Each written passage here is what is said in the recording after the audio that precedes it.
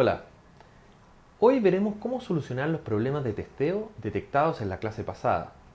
Primero, tenemos que considerar que cuando un jugador no entiende qué hacer en el juego, eso es responsabilidad de quien creó el juego, o sea, nosotros.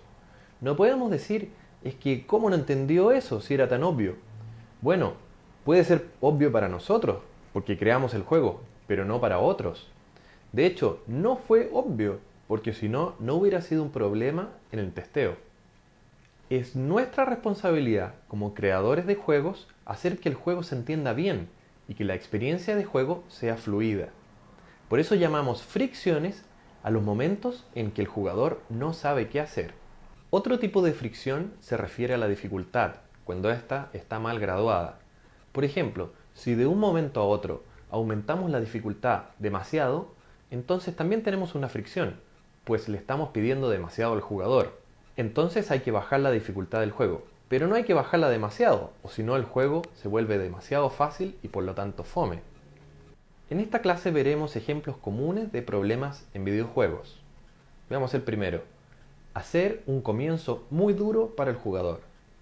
Debemos tener especial cuidado que el primer minuto de juego sea lo más fluido posible para nuestro jugador. Debemos tratar que ya en el primer minuto esté jugando y que entienda perfectamente de qué se trata el juego. Hay juegos donde debes elegir muchas cosas antes de empezar a jugar. Por ejemplo, un nivel, un personaje, un enemigo, etc. Como cada pantalla es nueva para el jugador, se va a demorar en cada una, y para cuando haya elegido todo ya va a haber pasado mucho tiempo y se nos va a aburrir.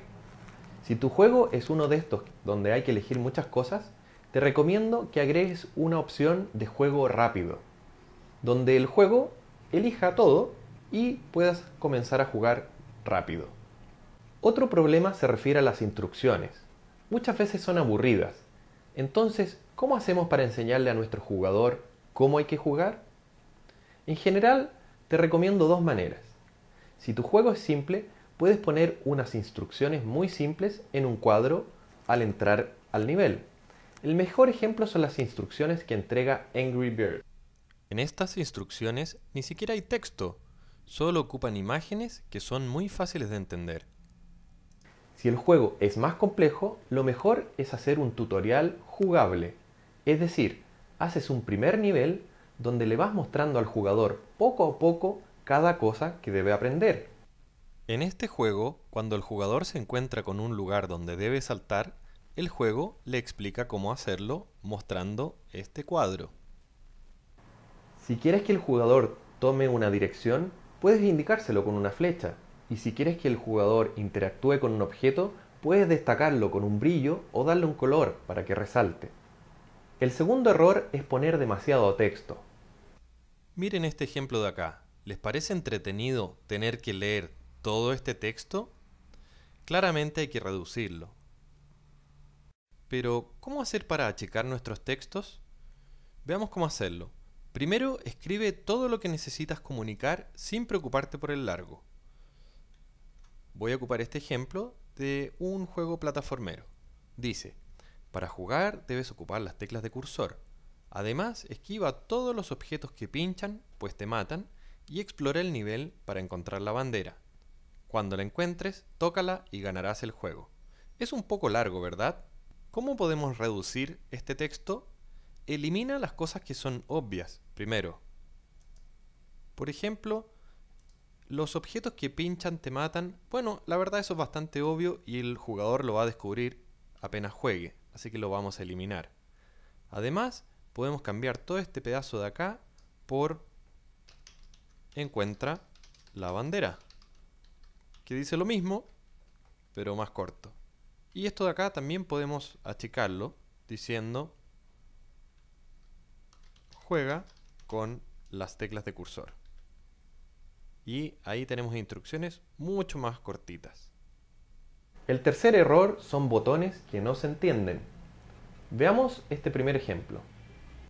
En este caso, el texto es confuso. Presiona el botón para continuar. ¿De qué botón me está hablando? Vamos a cambiar el texto. Ahora sí, presiona este botón para continuar. Pero esto es redundante, ¿no? Es obvio que es este botón. Ahora sí, presiona para continuar. Pero sigue siendo redundante, ¿verdad? Porque es obvio que es un botón, por lo tanto hay que presionarlo. Ahora sí, continuar. Los mejores textos para poner en los botones son verbos que expresan qué es lo que el usuario quiere hacer. Por ejemplo, en este caso, continuar. El cuarto error es no respetar la tradición en los juegos. Por ejemplo, en la mayoría de los juegos, para mover a tu personaje se ocupan las teclas de cursor y también las teclas W, A, S, D. W para arriba, S para abajo, A izquierda, D derecha. ¿Qué pasaría si de repente en tu juego decides que las teclas son I, J, N, K? Bueno, el jugador no entendería por qué en este juego las teclas son distintas a todos los otros juegos. El quinto error tiene que ver con el aumento de la dificultad cuando es muy lento. Cuando los juegos avanzan muy lento y uno se demora mucho en llegar de un nivel a otro o caminar mucho, bueno, es fome, ¿no es cierto? Tenemos que probar eso con usuarios de verdad, con jugadores de verdad, y que nos digan cómo se siente. Demasiado fácil, demasiado difícil. Porque el sexto error es cuando la dificultad aumenta demasiado.